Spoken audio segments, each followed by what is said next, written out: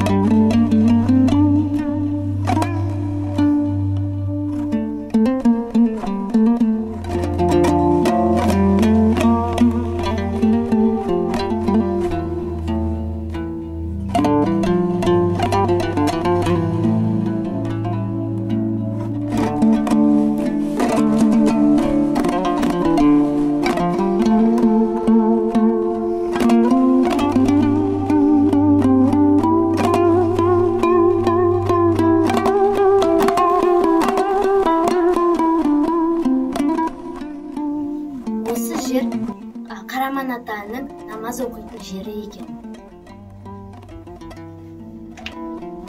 Біз енді осы жерде жатып демалып тынығып алайық. Сосын біз ауылға жолға шығамыз.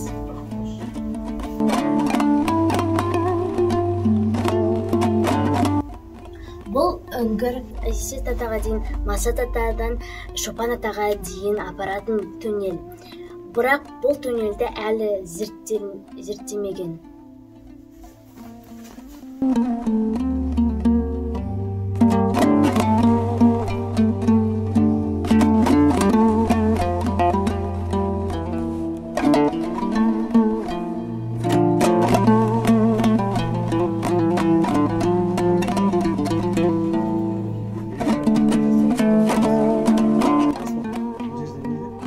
Жобамен осы жерлерде де Қараман ата жатуы да мүмкін деген аңыз бар екен.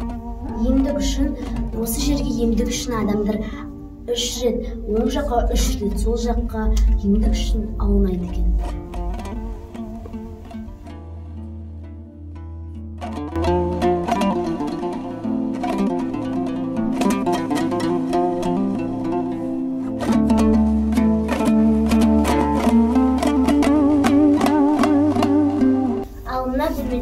Кезінде Қараман ата балдарды оқытқан екен.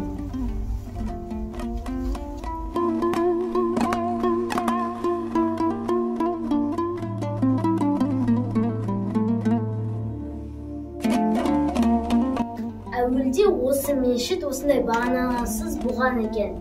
Біздің ғасырларда, біздің кезімізде қауіпсіздік үшін осындай бағаналарды құрып қойған екен. Кереаға міне демалып жатыр. Кереаға мешіт саған қалай, ұнады ма? Жайылды ма сізге? Қалай екен? Күшті ме екен? Күшті ұйықтап. Бөлек күшті сезініп жатырмын. Енді біз Қараман атаның жер асты мешітінен шығып бара жатырмыз.